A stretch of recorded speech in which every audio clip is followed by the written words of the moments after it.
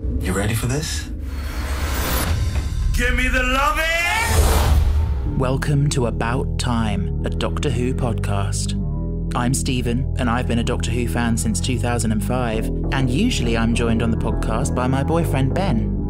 Today, however, I'm joined by special guests Joe and Ben from the Twin Dilemma podcast in our Season 1 wrap-up. And quite frankly, it's about time.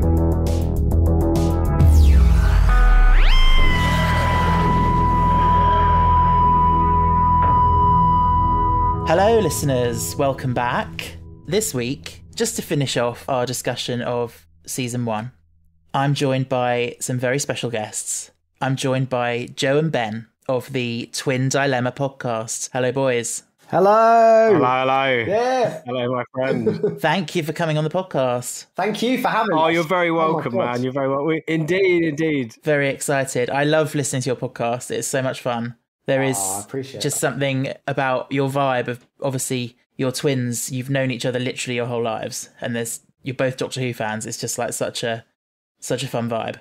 Oh, thank you, man. Yeah.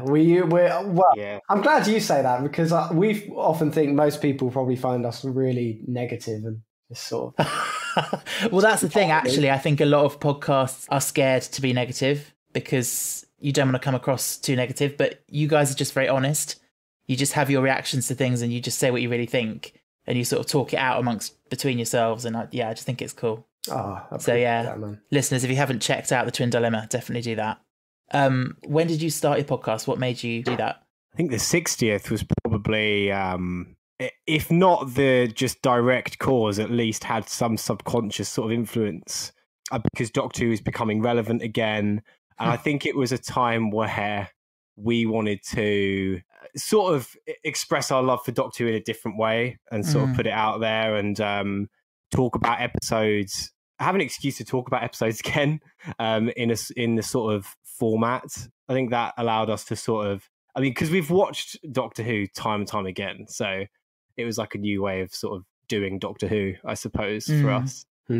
Yeah, because you guys, am I right in saying your dad's been a fan a long time? Because I remember the episode where you had your dad on. That was amazing. So do you two kind of grow up just immersed in Doctor Who fandom already? I can't think of a time when we weren't watching Doctor Who, really. I mean, I remember that's crazy. Barely being able to talk and there'd be some harrowing Tom Baker episode on TV. Probably like The Hand of Fear or something on TV, yeah. And just Yeah. It was really obscure, I think, at that time. It's sort of the childhood imagination sort of lends to it quite well because like now I go back and I watch Classic Who and I think, wow, yeah, what a bunch of dog shit. Fucking hell. Yeah. But back then we were like, oh my god, this is so good. But now you go back and you're how did you feel when the show came back in 2005 and it was like you were already into it and then suddenly it became really popular and everyone was talking about it? Like, did you feel like the hipsters? Like, yeah, we were there first. Like, yeah, kind of. But in the same breath, Doctor Who was never cool. Like through primary school and stuff like that, people that liked Doctor Who were not cool. The cool kids. So I beg to differ. Hey, we're all cool here. Come on. Yeah. How the tables have turned. Yeah. Yeah, I don't know if I had much of a concept of hipsterism back then, but well, no, I don't know. I think we it came back on, and it's sort of like it had been part of our lives already. That we sort of didn't, at least for me, I didn't really sort of comprehend the fact that it had been off air for so long. Because like when you're that young, I don't think you realize how old some things that you watch are. Like when I watched Doctor Who on TV, I didn't think, wow, this is so old. Like it was just Doctor Who, and we just watched Doctor Who, and then Doctor Who, a new series of Doctor Who was coming out, and we were like, oh, cool. So yeah. Do you mind if I ask how old you are? We're both 24. Yeah. Okay. So we were 5 when it came back on TV. You were 5 when it came back, yeah. Because I asked the question, what was it like for you when the show came back? And then I suddenly realised, oh my god, you're like, were you even born? Yes, of course you were. We were 5. Yeah, we were born. So we're here because we're going to talk about the latest season. Yeah. Season 1, as it's been dubbed. Yes. And I still feel really awkward calling it that, but it is what it is. It's grown on me. I'm quite on board with it. Yeah, I'm here for it because I sort of think I'm hoping for as the numbers escalate in the number of seasons, the sort of the lore and the story will escalate and the complexity will sort of be added to it. Sort of like how the world building was in RTD1. Yeah. So I'm glad that for this hard reset through that sort of like lens sort of thing. Yeah. But yeah, how about you? How are you in your head? Are you identifying it as season 14 or are you? No, I'm going with the official season 1, but every time I say it, it just feels a little bit like in the back of my head. Like I just on the podcast, I've been calling it the 2024 series because that's just factual. That's what it is. Yeah. But yeah, we've enjoyed this series, have we? Yeah. Sorry, it's I've very mixed opinions. But you know what? Yeah, where we stand at the moment. So me and Ben watched the finale together. Yeah. And our reaction to it was, how would you describe it, Ben? We were mad, weren't we? We were in the O2 Arena. We were quite drunk at the time, okay? And we were getting quite emotional. And we were getting really excited for Doctor Who. Doctor Who is all coming to a close. It's so exciting. We're ready. We're going to watch it on the big screen. It's going to be great. We come out of the theatre and we were like, oh my God. We felt empty. Yeah. Felt empty. We felt an air of dismay. Dismay? Is that right? I think we thought it was going to be more than it was as a watching experience. But when I sort of try and think about it in a more realistic way in terms of the whole season, I think we enjoyed a lot of it. I think the finale's the only thing that fell flat for me. I thought the season as a whole was good, man. It's a good season. Come on. I think we're letting the finale sort of cloud it a little bit. Exactly. But as a whole, I can understand it because they set up a lot throughout the series that you sort of expect to culminate in a certain way. And so I think a lot of people's expectations were not met in that regard. I think that's what has sort of, it has for some people probably had an effect on their view of the series as a whole. I was very disappointed when I first watched it, but I came round to it after a couple more watches as I sort of adjusted my expectations of what it was and what it was going to be. And I found things to like in it and so on. And also reminding myself that Russell has said he sees this arc as kind of a very much a 2-season arc. Whether that's, does that really make sense when, you've got a season that you feel should be a complete unit? But yeah, I don't know. Yeah. I think it's not lending itself to new fans as well as it could be. I think the fact as well that we had the Christmas special that was sort of mediocre, and now we have a finale that was mediocre. So we had the Christmas special, and then we had like 4 months of just nothing. So everyone tunes in for that, right? And it's not that great. There's 6 months of nothing. Loads of people tune in for the finale. It's also not great.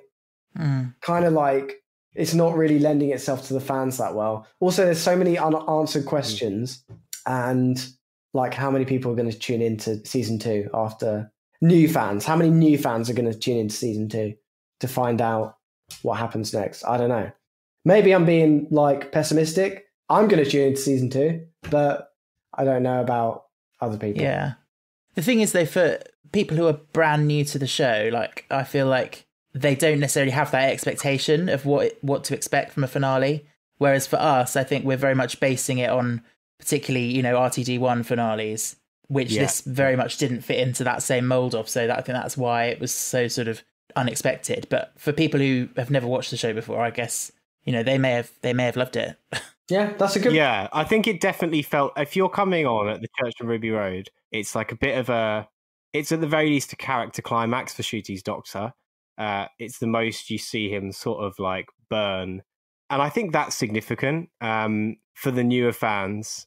I think the mention of the Church on Ruby Road is significant because in terms of what you said, Stephen, about managing expectation, because that is something that upon rewatch, I enjoyed more. And on Christmas Day, I was quite disappointed with. And I think that was because of sort of what you say you learn to manage your expectations a bit more, and it's more of a casual viewing experience that second or third time. So yeah, I think that being a Doctor Who fan is like shooting yourself in the foot a little bit sometimes. Speaking of shooting oneself in the foot, I'm going to try and do a really awkward segue to shooty. Oh, nice. That was so bad. He's a professional. Yeah, that's. I think shooty is one thing that we can't deny has been, incredible this season.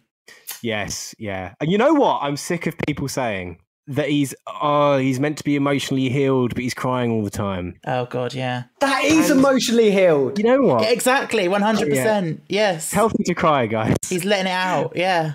Yeah. Crying's he's emotionally available. No, you hit the nail on there. Exactly. Let men cry. Yeah. All right. Yeah. No, I'm so for it. Like, he is a well-rounded. I was going to say a well-rounded human being. He's not a human being, but he's a well-rounded person in his emotions. So I love him. I love Shooty. Yeah, Shooty is I'm sold on him as a real character, sort of thing. It's more of an immersive character to watch because there's more of a reality principle there. I think with Jodie it felt very scripted at points for me personally, whereas with Shooty, I don't know, he just feels like he injects more sort of like the behavior is more natural. I mean, he's an alien, of course, but I think that emotional availability does make him feel like a real character as well, which is nice and makes the relationship between him and Millie, or Ruby, I should say, feel real as well. Yes, even though we've had such comparatively short space of time for their relationship to be seen, they have done a very good job with what they had. Yeah, I think that does compromise the story of Ruby's family a little bit. I feel like they don't really have a story going on here, or not necessarily even their own story, but a sense of narrative of their experience of what's happening, sort of thing. I feel like I don't really know who they are, like particularly Carla. Right. Like, yeah. I just felt like she appeared a few times, but was just quite sort of there. I don't know what Carla's vibe is. I think there's a lot of tell not show. I feel like there's a lot of tell not show because it's like you're meant to assume that she's sort of a caring person because she's taking in all of these children and she sort of generally says the right thing. And when we hear Ruby speak about her, she speaks about her very fondly. And she's very inoffensive character and stuff. But aside from that, it's like, well, what is there really? Yeah. It's almost like you're meant to like this character. It's a little bit Chibnall. Yeah, I relate to that. But Cherry Sunday, I think there's a similar level of depth. But I think the character, because there's more comic relief there, more people go, oh, we love Cherry Sunday because she makes us laugh and she makes us feel good. So, which is good. I do love Cherry Sunday. When Cherry Sunday said, what did she say? What the bleeding flip? Genuine laugh escapes me. Yes, 100%. And Millie as well, then, her performance. Ooh. Brilliant performance. It's a shame she's gone, I'll say. That's what sort of springs to mind initially. Because I feel like, again, I'm pulling it back to the thing about Carla and Cherry, but I feel like the number of episodes does limit some ongoing sort of like narrative elements. Like the family, if we had more episodes, maybe there'd be more time to integrate them a bit more into what's going on. And similar thing with Ruby, I feel like maybe there wasn't enough time to give her and the Doctor enough character moments, or her enough character moments by herself, which at the same time I feel like is fine because we got some great stories, and I did really love sitting down and watching a great story in isolation each week, and I'd happily take that again. But if we're talking about Ruby, it's like, there's not much of her own story, but I really liked her chemistry as Shooty. And I think she's a very likable character and weirdly refreshing as well, in a way, for a reason I don't really know. I was going to say off the back of that, I was like just starting to connect with Ruby and now she's gone. And it's like, I think that is like one of the downsides of like the shorter seasons is like, I was just getting to that point where I was like, Ruby is the companion. I'm on board with it. And then she fucks off. I'm like, oh, great. Like, what the hell? Now I'm going to have to get used to some other hussy on the TARDIS. Jeez. I wasn't a fan of Ruby at the start with Church on the Ruby Road. She felt like the opposite of what I could come to expect from a Russell companion.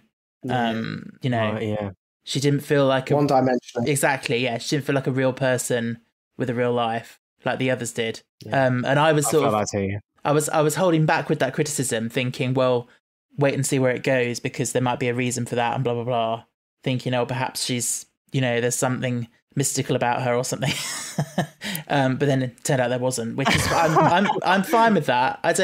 I'm very very fine with that as an answer to her mystery of her mother and everything. But not when it was set up so heavy-handedly as like she can make it snow when she thinks of her mum and all that. Even you're gonna get me on a rant here. I'm not gonna lie. God. So... No, but to be fair, Ben, I don't know if you've not watched it again. I haven't, and I think there is a sort of watching. I have. Oh, you have? Okay. Because I feel like I'd probably have a similar experience to you, Stephen, of the watching experience, like Raw the first time versus just, I don't know, being outside the box a little bit more and watching it as a sort of being able to digest the intention of the writing a bit more and understand, appreciate certain elements of it. Because I think I could see myself enjoying the sort of like the mundane explanation of she is a real person. I feel like there is some humanity injected into that in some way. Because Ben's shaking his head, I can see. Look, let's let him have his rant. Let's let it go. I don't think you should have to see yourself enjoying it, mate. I think you should just enjoy it. And the problem is I didn't enjoy it. Okay, when I watched it, it felt patronizing, okay? Right, to be like, the reason she's so important is because we all think she's important. And it's like, well, okay. Right, I mean, is that really where we're going with that? I don't know. It felt a bit like, you're all stupid, you bloody people investing your time in this Doctor Who mystery. Idiots. Here's what it actually was. It was just it was irrelevant. It was actually just all irrelevant. Like, it's a bit of a kick in the teeth for people like myself who were excited to find out what the big mystery was, kind of thing. I feel betrayed. I think I can understand it feeling backstabby because you can sort of pick apart the logic of it very easily. Yeah. Why was it snowing? What was the song? For example. What was the song all about? Okay. Why was Maestro scared of Ruby? Yeah. My interpretation of all that stuff is that it was because Sutek himself, who was attached to the TARDIS and had imbued all this power, was focusing on it and was obsessing over it and wanting to know the answer. That's what sort of brought about all this stuff. So it wasn't Ruby herself, it was Sutek, but I don't know. It's a bit wishy-washy. I'm going to be a classic Doctor Who fan, Stephen, and say there's probably a lot of things that Sutek has focused on. The amount of things, like Clara, for example, that had a less of a mundane explanation to it. It was more of a genuine mystery, and yet the same effect doesn't apply. And I think if that's the explanation, I think they should provide it. I think it should be there. It should be a bit more like believable. Yeah. I need to be convinced. I wasn't really convinced, like that she was just a normal person. I think you could apply that for everything. You could be like, why is such and such a thing so important? Oh, because we all think it is. Like, you could apply that to anything. Why did Sutek pick Ruby?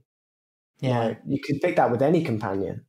Yeah, well, that's the weird thing, isn't it? Because apparently he couldn't see under the hood who the mum was, and that was what got him so interested.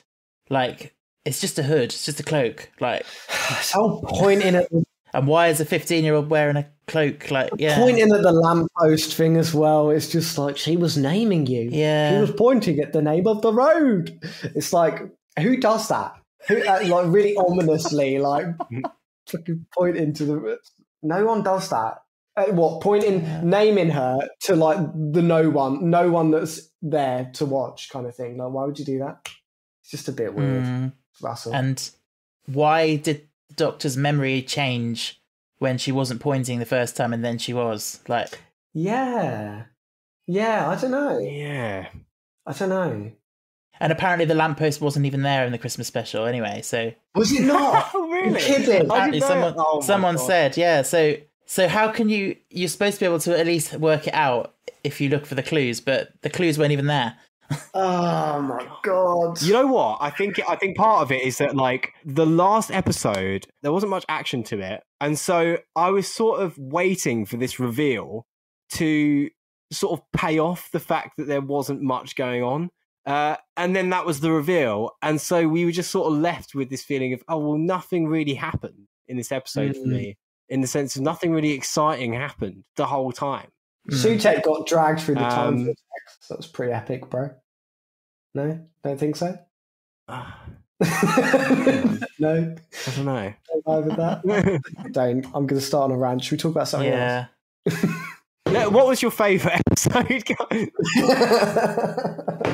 My favourite episode was one that it was quite a controversial one that was very divisive. My favourite was Dot and Bubble. Oh, okay. Just because I really didn't know what to expect from it at all, other than that it was probably going to be a social media Black Mirror kind of thing. And then it ended up being quite layered and interesting. And I think the lead actress in it, Callie Cook, did a really good job.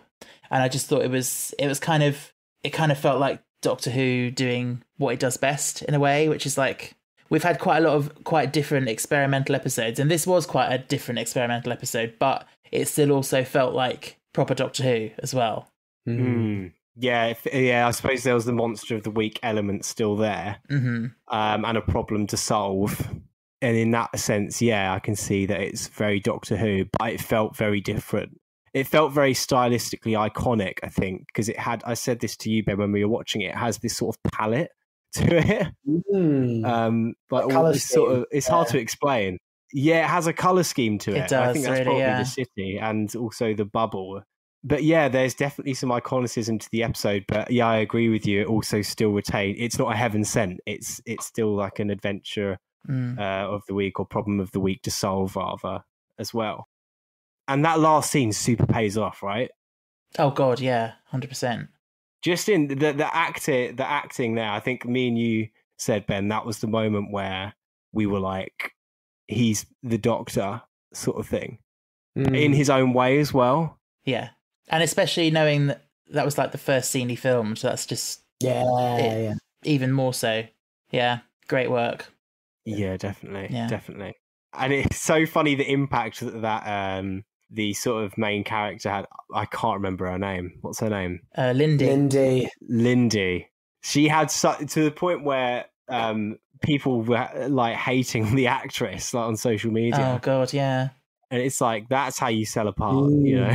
Yes. Yeah, it was great. It was a great episode. And I think that was a really strong run of episodes for me, sort of from 73 yards to the end of Rogue. Yes, I agree. Such a good block. So what were your guys' favourite episodes? Go on, I'll let you go first. Oh, okay. Oh, such a gentleman. I was going to say, yeah, I think, I don't know, 73 yards. Okay, look, it's a toss-up between 73 yards, and you're going to hate me for this, Joe, but Boom, okay? I did like Boom. And look, I know. All right, I know. I think there are two types of people in this world. There are people that really liked Boom, and there are people that really liked Rogue. And never the twain shall meet, okay? And you loved Rogue, and I thought it was all right. I didn't dislike it. And I feel like you felt the same way about Boom. Like, you thought it was all right, but you didn't, well, maybe you did dislike it. I don't know. I didn't love it. Yeah, I know. You don't like Stephen Moffat. So I get it. All right. But I found it very wanky. I found it very sort of like... It's very circle jerky, wasn't it? It was a bit like... fish fingers and custard. I found it patronising. Oh God, yes. Yeah. But yeah, at least he realised that what he was doing. Yeah, no, he's when he said about how, like, oh, I was going to come back and I was going to be really careful that it wasn't going to be just references to my old stories, and then he's come back and it's all references to his old stories. Like, he's such a joker. Yeah. I love him. That's why I like him. He's a little troll. I love him. But Joe finds that kind of thing annoying. Oh, he is. Yeah. He's like, oh. I think it. You know what? I didn't mind that so much, but it was more it felt very scripted to me. There were lines like, I think it felt like it could have been any Doctor in that episode. It was like I spent the first 3 Shooty episodes gathering a sense of this Doctor, and I really liked this Doctor, this characterization of the Doctor. And it felt like Moffat just restored all of that Doctor arrogance and sort of stuff and anger that I didn't want back in Shooty. I think the script was wordier. I think that was part of it. Yeah. It needed to be, though, because it was only set in one place. Like, it needed to be wordier. There's not much room to act in terms of like body language in that scenario, is there? Yeah, I mean, to use Midnight as an example, I think Midnight is a great example of an episode that it all happens in one place, dialogue that feels very natural. But I think Boom, I think it's just the raw dialogue felt very scripted to me. I don't know how to describe why, and I think some of it's the density of the dialogue. There's one line that I always bring up, and it's when the Doctor says, "You go all food mixer." Yeah. Yeah. I know exactly what you mean. Why would you say that? I've said before on this podcast that with Moffat episodes, I can always hear his voice. And it's like watching a Moffat episode, you can just visualize him at his computer going, "Oh, I'm so clever." Like, yeah. You can just hear it all over. But even like just the way that he wrote Ruby was very like his companions, like almost like putting themselves on an intellectual equal with the Doctor and like thinking that they know him so well. And like when he said stuff like, "Everything's fine," and Ruby was like, "Who said it wasn't?" And then she's like, "Tell me what you're not telling me," because like it's like, I know you so well and I know you're not telling me something. It's like, it felt like very Moffat. Yes, yeah, that's very true. That is very true. All right, well, I liked it. Okay, so you guys could just stop being so rude about my favourite episode of. No, I'm joking. I can criticise it, but I did actually really like it. You said about nobody loves both Boom and Rogue, but I kind of did, actually. I kind of did love both of them, so okay. I'm just a weirdo. Okay. No, you just like Doctor Who. You're just not a hater. I understand it. I'm just a hater, I think. I think that's the issue here. Maybe. So, Joe, what was your favourite then? So, Rogue, I think, was my... you know what? My definition of what my favourite episode is has changed over time, or the sort of like criteria. Before it would be like what episode had the most like gravitas or was the most virtuous script or something like that. But I think I just enjoyed watching Rogue the most. And I think that's because of the characters are really enjoyable to watch in that episode. It feels like the episode where the Doctor and Ruby are having the most fun on an adventure, maybe besides the first 2 stories. But I don't know how to describe it, but I feel like at that point they're sort of more cemented in their dynamic and their friendship in universe. And we're just watching them have a day out in this period. And then I like all the stuff with the Rogue as well. I'm terrible with names today. What's his name? Jonathan Groff. We'll call him Jonathan Groff. Oh, you mean the actual character? Yeah, Rogue was his name. He's called Rogue. Rogue was his name. Yeah, yeah. The episode. Oh my god! You were like the Rogue guy. What was his name? That Rogue guy. It'll come to me in a minute. Oh, that's unbelievable. Oh no, I really liked these scenes with Shooty, and I think it was just a really like stimulating watch character wise, because you had all this stuff with Ruby going off, and I really like the scene where she watches the sort of like romantic drama happening in that room. And then you have the Doctor going off with Rogue. And I don't know, it just felt like I was entertained the whole time watching it. There was no ebb and flow. It was just like funny character moments or serious character moments throughout. And yeah, it was very, very fun. And I liked the sort of romance. And I thought it was sold well as well. I agree. I thought it was a fun one. Yeah. I thought it was a nice return to sort of traditional Doctor Who after a very experimental season. Yeah, see, that's the reason I didn't vibe with it. It's because it was much more linear than some of the other episodes we had. I thought we were going in a bit of a different direction, and I don't know. I would have liked it if it was in series 3 or something, but we're like 10 years in the future now, and I kind of a bit less, maybe 7 years in the future, but no, 17. You're kidding. Oh my God, it's 17 years. Oh, I'm old. We're old. No. Oh no. Okay, sorry, little existential crisis there. I do think I don't mind the experimental stuff and doing more non-linear stuff and whatever, but I also sometimes I just wish it would get stripped back to basics a little bit. Do you know what I mean? Because I do miss those days of more sort of simple storytelling with, you know, interesting characters rather than it necessarily having to be, you know, complicated stories. That it's fair enough. I feel like there was room. Maybe I'm just thick and I can't follow complicated stories. I don't think you're thick. I think Thank you. I think there needed to be room for like a more linear episode. But yeah, I don't know. I just it was a bit in contrast to the other episodes. I think it didn't wow me in the same way. But yeah, no, you know what? It was none of the episodes in this series were bad. Apart from Empire of Death, maybe, but none of them were bad. Okay, I can like accept that was your favorite. I can accept that, Joe, that was your favorite. Thank you, man. Well done. Yeah, I think for me, if you look at sort of from Boom to Dot and Bubble, there's not much respite from the sort of seriousness and intensity of what's happening. So I think going into Rogue, it was just really nice to laugh a bit, but it wasn't just completely silly as well. Do you know what I mean? You had the moments with, like I said, with Ruby watching this romantic drama happen. It was sort of like a parody of Bridgerton. And then you had the moment with the Doctor and Rogue staging their fallout in front of everyone as well. But then you had the moments like, you had some serious character moments between him and Rogue as well. And like when he thinks Ruby is dead towards the end. So I think it was very balanced as a watching experience. Whereas Boom, 73 Yards and Dot and Bubble were more sort of like serious and intense and very sort of like focused on their tone throughout, on like one tone throughout sort of thing, if that makes sense. Yeah. Interestingly, I did a poll on Instagram to find out the general consensus of people's favourite episode and least favourite episode. And okay. The winner turned out to be 73 Yards. Yeah, that makes sense. I feel like that episode has the most... It's a good episode. Sort of thing. It's impressive. Yeah, it's a good one. Boom came second. Okay, right. So that's good. Go Boom! Let's fucking go. Yeah, Team Boom. Looking at the lineup, it makes I'm on board. Sense. You got a lot of Moffat fans out there. About Time podcast fan base, I'm on side. Yes. And then the other end of the scale, people's least favourite was Space Babies, closely followed by the finale. Oh, Space Babies is great. Whoa. Okay, come on.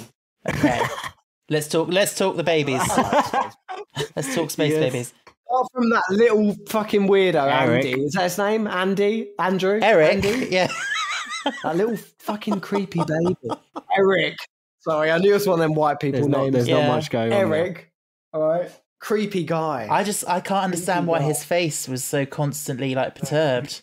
Is he going to grow up and just be like, you know, is he going to be like 30 and still looking like that? Like, all the time.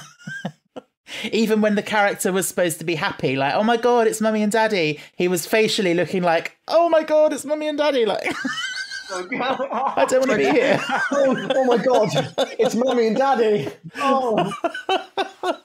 Creepy guy. Yeah. They're all a bit weird. We talked about the CGI on that episode being a bit questionable. Yes. And like how in not confidential, but Unleashed now, they were going in about how this high-tech machinery that we're using to reconstruct these babies. And it looked shit, man. But I enjoyed it. It was fun. It was fun, yeah. Yeah, I certainly preferred it to the Church on Ruby Road, which, if we're including that in the series, that was my low point, I think. The Christmas special. Yeah, that was rough.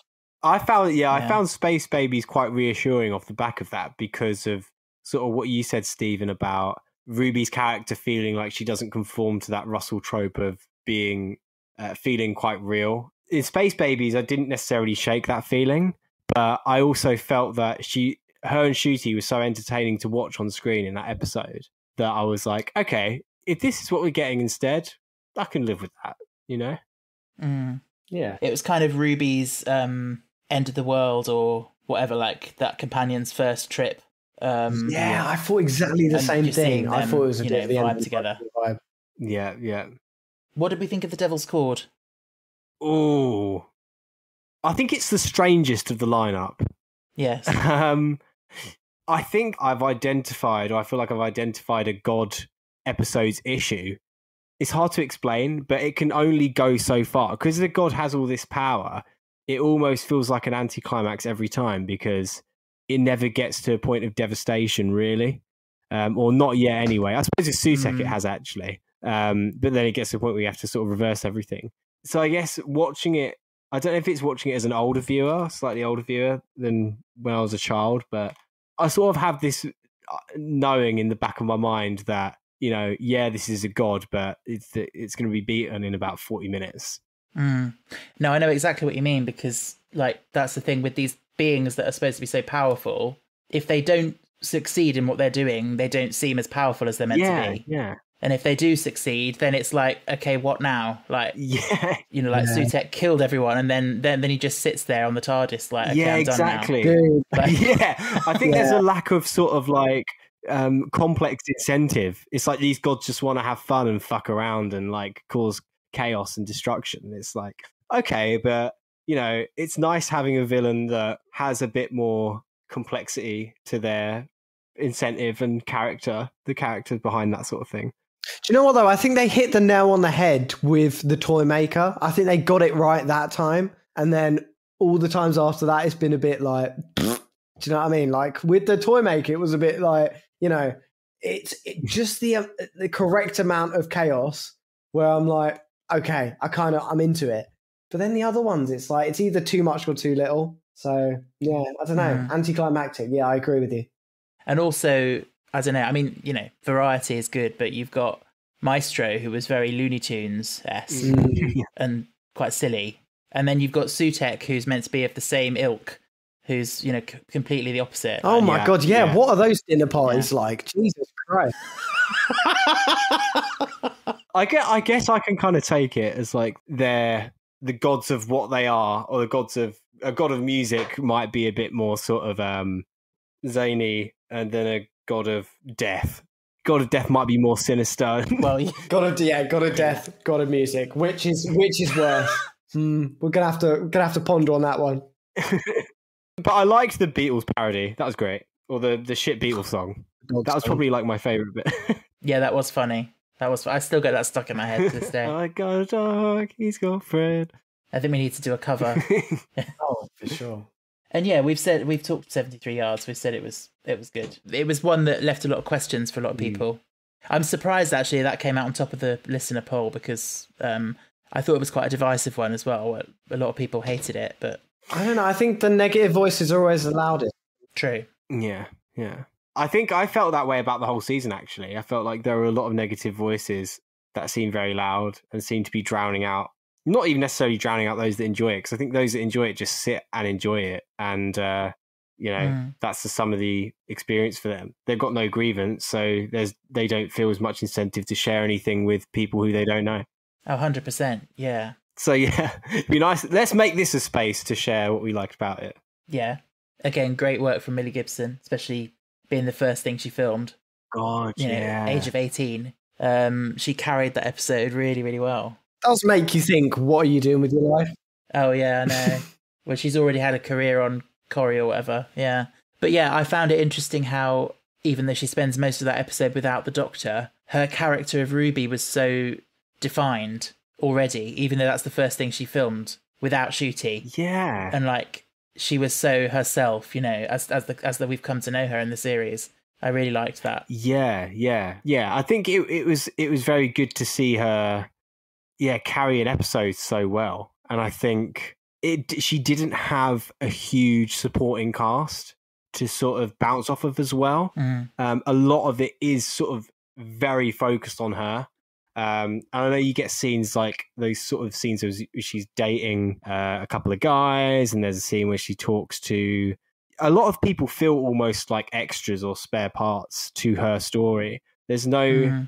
I think that politician's the only one who gets that screen time, but even then they don't get much sort of if any exchange with each other. So it's not even just a case of she has no doctor to carry her, all the stories about her, and that sort of demonstrates how good the performance is. It's like a lot of the script is just her. So yeah, kudos. I'm with you. Kudos to her. Definitely. I think I would say it has been a good season. I would say that the best season we've had for a while, but then that's quite a low bar. So. Yeah, that is a low bar. God, yeah. I mean, we've been through a troubling time in Doctor Who recently. Oh my God. The last 5 or 6 years have been harrowing, to say the least. We've talked a lot about it on our pod. I mean, we are Chibnall haters. No, I feel like we misrepresent our own experience. I personally just didn't really like Series 13. That I think that's where it fell off for me. But no, really, because I didn't like Series 11, 12 and 13. I didn't like any of it, man. But I think for me, with that era, it was at the time I was coming off the back of the Moffat era, feeling a little bit like I don't know if I'm still into Doctor Who. Right. And then I was, I've come to rewatch those seasons, like the Capaldi seasons again later, and they've grown on me enormously. But at the time, I was thinking, I'm not sure if Doctor Who's still for me. And then when Chibnall and Jodie were coming in, I was sort of pinning a lot of hopes on them, thinking, it's going to be a brand new, fresh start. I really hope it's good. And then I think my expectations weren't quite met, but maybe that's on me for having unmeetable expectations. But no, I think that it fell a bit flat. Until the 60th, to be honest, I was more or less blocked out like Doctor Who. Yeah, I think that I think this series is the best we've had in a while for me personally, because it's the first time in quite a few years that I felt excited to sit down and watch it every week, and I felt a real sense of like togetherness in that with other people close to me that watch it as well. Like, I know me and Ben watched it on Bubble together and Empire of Death. And I've been watching it with my dad week in, week out. And it's just felt different than before. It doesn't feel... With Series 12, it felt almost obligatory to sit down and watch it because, Doctor Who's on. But it felt really exciting this time. And each week it was like, what can we expect from Rogue, for example? Well, we know this, we know that. And then...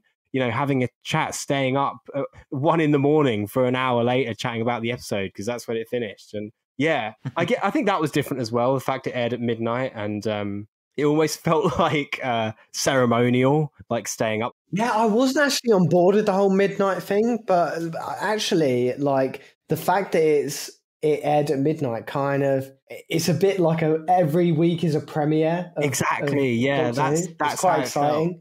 Staying up and being like, oh my God. Yeah. Personally, the only episode I stayed up for was Empire of Death. That makes sense, though. My condolences. So yeah, I thought last one I may as well try it, and then it was a bit. Oh no, that was no. You shot and missed. I know. Up at 1 a.m, like feeling empty, just like what is wrong? Story of my life. Who do you think? Oh, can I shoot you a question? Yeah. Who do you think Mrs. Flood is? Oh my God. Or what do you think is going on? Well, the thing is, with the way that the mysteries were wrapped up in season 1, it makes me really hesitant to even invest any thought into it. Do you know what I mean? I know exactly what you mean. Yeah. She's just a normal woman. Exactly. She's just normal. She wasn't actually real the whole time. It's only important because you think she's important. No, she's going to be something, obviously, but I can't work out what her agenda is, if she's, good or bad, basically. She certainly seemed bad when she was talking to Cherry. Yeah. She could be trolling, or she could be sort of just eccentric. It's hard to tell. Yeah. She's very ominous. I think, I don't know.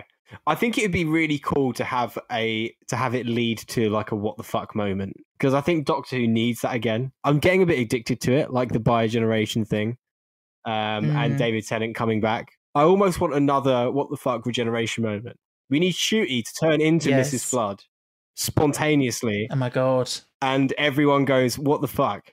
I've never said that until now, but... Imagine if Shooty regenerates and Mrs. Flood is just like, hello, me dearies. I'd get so freaked out.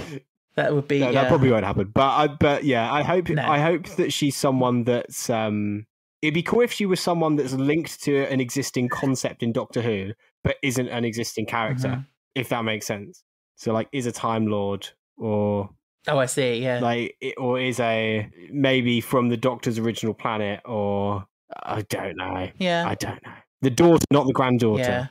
Yeah. Do you know what? I want to say I went into the episode, I went into Empire of Death thinking, oh my God, Mrs. Flood is Ruby's mum, but she's also Susan, and Susan is Ruby's mum, and also Mrs. Flood is Susan, who is also Ruby's mum. Oh my God, this is so exciting. It's all going to get revealed. I can't wait. And then I watched it, and I was bitterly disappointed, and I still don't know who Mrs. Flood is. So honestly, I don't care anymore. I don't care who Mrs. Flood is. No, I do care. I have a bit of a care about it. But in honesty, I like the Romana theory. Oh, yes. I don't know if you guys have seen that. You probably I have. like it. I like that. Yeah, I like as it. an idea. I like it. I've also, the thing that I find interesting is that she's the most fourth wall breaky person that we've had. Like, she is literally narrating now, like, to the audience about where the Doctor's story is heading. And I'm just wondering if she's like she's some sort of omniscient narrator. Yeah. And I just wonder where that's going. Could like, it be timey-wimey? Could she know be, what has happened or what will happen? Yeah. Or could she be like a god of stories or something? Like, oh, God of Stories sounds good. Because like the thing is, like, there's been a lot in this season building up that I was thinking was going to come to something in the finale, which was about stories and particularly television. Like, if you think there's been an awful lot of television references, the fact that Church on Ruby Road started with Davina McCall and they were making a TV program. There's been references to Star Trek, Bridgerton as well. Like, it just feels like there's been a lot of references. I guess probably just Russell because he loves television, but it just feels like there's been a lot of framing of sort of stories. And it would be very, very interesting and very fucking weird if we had a fourth wall break episode where the god of stories is like, I'm going to destroy Doctor Who. And they're like, what's Doctor Who? It's like, it's what you're in. Yeah. That would be amazing. I would actually love that if they did it well. Yeah. God, that would blow my mind. When Maestro looked to the camera and was playing the Doctor Who theme? Yeah. That was when I was starting to think, oh, there's something in this. Like, that was weird. Because Maestro knows the Doctor Who theme tune. It's like Maestro can see that they're in a TV show. And he plays it on the jukebox, doesn't he, as well? Is that a thing? Yes. Yeah, the theme song comes through on the jukebox. Yeah. That was weird. Oh. If we've predicted that's insane, by the way. God of Stories coming. I'll message you straight away, Stephen, and go, oh my God. Yeah. You were right. I think I may not be able to claim credit for that. I think someone may have suggested God of Stories to me, and now I've latched onto that. No, claim it. But I love that idea. Yeah. Let's claim it. Let's claim it. Yeah, all right. Yeah, we'll claim it. But yeah, we will see. Are we excited for the Christmas special and Series 2? Oh, yeah. Because I think that there's still going to be good stuff. And it's Moffat again. And I think Moffat does a cracking Christmas special. All of those Moffatisms, like the dialogue being a bit sort of wanky and cringe, lends to a Christmas special really well, I think. You just really don't like Stephen. I can see it in your eyes, Joe. Yes. I just don't like him. I understand it. I think Stephen Moffat has written so many good episodes. But I think I'm just like... Leave Shooty alone. You can't write Shooty's Doctor. You write good sort of like a classical Doctor. Not like Classic Who Doctor, but... I'm hoping he has a better idea now that season one's finished. He's got a better idea, hopefully, of what the character's meant to be like. Possibly. I think they wrote season 2 though before it came out. Okay, well, it's all fucked then. Yes. But so that's one of the problems people have sort of discussed from the beginning. Is like, there's no chance for them to sort of implement anything from any feedback. It's just like, you're getting this now, even though it doesn't matter what you thought about season 1. You're getting this regardless because we decided on it before you even watched it. So, but yeah, what about you, Stephen? Are you sort of like, because I know you said you didn't enjoy Empire of Death that much and stuff. Do you think that that sort of tainted your view? No, I don't think so, because I think even though I didn't enjoy it on the first watch, I've come round to it quite a lot. And I think, there's a whole new season next year, so we shall see where that goes. I mean, like I said, like this whole season has been enjoyable, even if it was slightly frustrating in some regards. Like, so I'm definitely happy to be back in a place where it's exciting when Doctor Who is on, rather than, like you said earlier, it just feels like an obligation. Like, oh, I better keep up with it because I'm supposed to be a fan. Yeah. Like, yeah. Yeah, definitely.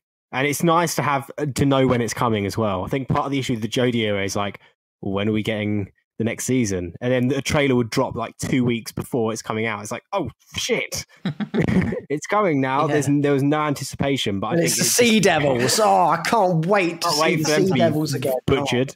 Yeah. So I also put out on Instagram for listeners to just let me know their thoughts overall on the season. I had a few interesting responses. Okay. Actually, someone here echoing what we said earlier. It's a shame that saying best season in years means nothing, considering how bad it's been.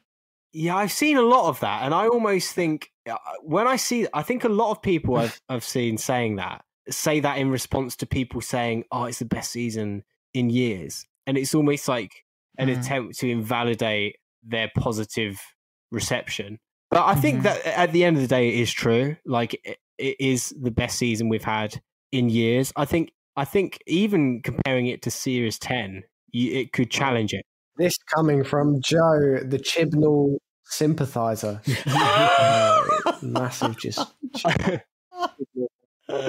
Yeah, I think it's been more interesting at the very least. I think with the Jodie episodes, they felt very cookie cutter sometimes, and it was like, oh, here we go again. Here's another episode. But with this, yeah, it was more like, oh, what's this one going to offer? There's almost this faith that it's going to offer a unique watching experience every week. So yeah, I'm so happy. I was excited every week for a new episode of Doctor Who. I can't remember the last time I've sat down in front of the TV and thought, oh, it's a new episode of Doctor Who. I'm so excited. I haven't felt that in years. I know what you mean. I really know what you mean. Yeah, another comment from Lewis says, good individual episodes, but poor series arc and unsatisfying finale. The Scott Nerd says, I really loved the season. I didn't think it ended the best, but that's every Russell T Davies season, I think. So that's an interesting take. Period. Oh my God, I just threw up in my mouth. Do you disagree then? No, more in anxiety of than sort of like disgust. But I think, yeah, no, it's childhood, isn't it? They're probably crap, really, aren't they? That's the thing. It's so hard to look at it objectively now. But yeah. But the thing is, I'm watching it with my Ben at the moment. I'm watching it with someone who's never seen it before and is watching it for the first time in his 30s. And also, he's hypercritical of everything. He's very quick to criticise. Right. So when he really likes an episode, it's like, oh, it must be good then, if he really likes it. Right, yeah. Is there any finales is he a finale fan? I think he's enjoyed all the finales so far. We're up to the end of Series 4. Yeah, particularly the Series 4 finale he really liked. So yeah, that was nice. Faith restored. It sounds like Ben would fit in right with us, to be honest. I think he would probably... he'd probably have the same amount of hatred for Doctor Who. It's just a Ben thing.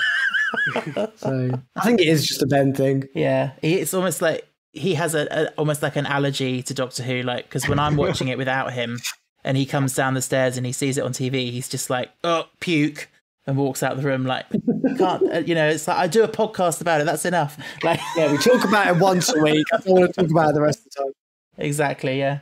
I was going to say, do you feel like there's some understanding between or do you feel glad that there's some understanding now from him about Doctor Who? Because I'm assuming there were points before where you'd be watching it and he was there, perhaps, or and stuff like that, or be engaging in Doctor Who media in some way in his presence, and just feel like that Doctor Who fan embarrassment of like, oh, this is No, it does feel good actually that he kind of he understands the world of it now. And so if there's news, like, for example, like, I don't know, who the next companion would be or something, like, I can say that and he will have some concept of what that means, yeah. But also I think he self-loathes about it because he's found himself making Doctor Who references to things that happen in life, and then he's like, I hate myself that I just made that comment. Like, I think he loves it, really. And that's every day when my friends and my co-workers are telling me about how shite my favourite TV programme is, I'm like, oh God, I hate my life. I hate the way I am. I can't believe I like this crap TV show. Like, you know what? It's the courtesy of like some adults when you ask them if they watch Doctor Who and they're like, oh no, it's just not for me. and that just ends the conversation, and you're like, it's not really my shit. personal choice, but Yeah. It's funny to think what it says about you when someone, you meet someone new and they discover that you're a Doctor Who fan. They still go, oh, okay, like, cool. Like, oh, that's cute. end that conversation quickly. Okay, moving on. Yeah. Moving on to something else. So, did you do Oppenheimer last year? Yeah, have you seen the new Barbie movie? It's pretty good. Well, Dot and Bubble was very Barbie, wasn't it? Yes, yeah. So technically I've seen it. So. Well, there you go. Have you actually not seen it? I haven't, no. No. You're missing out. It's actually the movie of our generation, Joe. Just so you know. It's just not for you, I'm guessing. Oh no, don't do it to me. No, I have interest. I'm terrible with films. I don't see a lot of films come out. Well, we're coming towards the end. No. Tell me it's not true. At the end of every episode, I always do a little Patreon shout out. So at time of recording, I'd like to welcome our newest patron, who is Ryan. So welcome, Ryan. Thank you so much. Whoop, whoop. I know. Welcome, Ryan! Oh my God, thank you. It's like being at some festival or something. Ryan, we like your treatment, Ryan. I do find your podcast sometimes when I listen to it, it's a bit like, I would call it the capital FM of Doctor Who podcast. As a compliment. You have this brilliant, like, I love the intro, and then you come in and you're like, hello, like I feel like I'm being woken up against my will sometimes. Get up, wake up, it's Doctor Who. We're talking about Doctor Who now. I fully understand what you mean. I love it. Get your cornflakes. Yeah.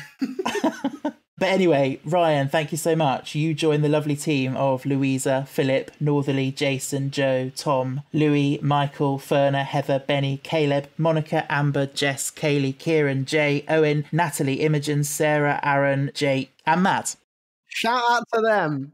Yes, we love you all. You are the best. We love you. And Ben is very grateful as well. If you want to join them, you know how to do that. It's all in the show notes. But guys, Joe and Ben, the twins. That's us. Thank you. Oh, thank you. Thank you, man. Stephen. And we've got to have you on as well at some point. Oh, I'd love to. I'd be delighted. Every to. week. But we just got to make a new absolutely. episode at some point. And this is that's the first hurdle we got to get over. I know. It will happen. No, thank you, Stephen. But yeah, this has been great fun. Thank you for coming on. And I do feel a little bit back to normal in a sense that I've had no Ben on the episodes for the last 8 episodes. But now at least I do have a Ben. Oh my God. Who's been on, who's been ranting about things. So you always need a Ben. It does feel a little bit more like normal. So thank you for that. It's true. Yeah. It's true. Would you like to let people know where they can find you and your podcast? Go on, Ben. Oh, is it my job? Jesus. Okay. We're the Twin Dilemma Podcast. If you search up Twin Dilemma Podcast on Spotify, we might come up. Might not. I don't know. There might be another one that we are unaware of. Or you can find us on Twin Dilemma Podcast on TikTok. That's basically the only social media. Oh, no, we use Instagram as well, I suppose. Okay. Look, if you look us up on Google, we're probably going to pop up somewhere. Yeah. Yes. And I'll put all your links and everything in the show Appreciate notes so people can find you. But yeah, this has been fun. And I'd love to have you back on sometime. Oh, we'd love to be here. So, listeners, I have good news for you. I know you've been dying for it, but Ben, after his extended break, will be back next week. I don't know exactly what we're discussing yet because it's up in the air. I did have a plan, but Ben has now thrown a spanner in the works. Gone, oh, I don't want to watch that. So classic we'll see. Ben antics. But I relate completely. Ben behaviour. Exactly. You will find out in due course, as will I. But until that time, listeners, stay cool, stay safe. Stay fantastic. Stay fantastic. Oh, very nice. Loved it. You felt very close to our ears then, Ben. Yeah. It was quite... That's the kind of effect I was going for.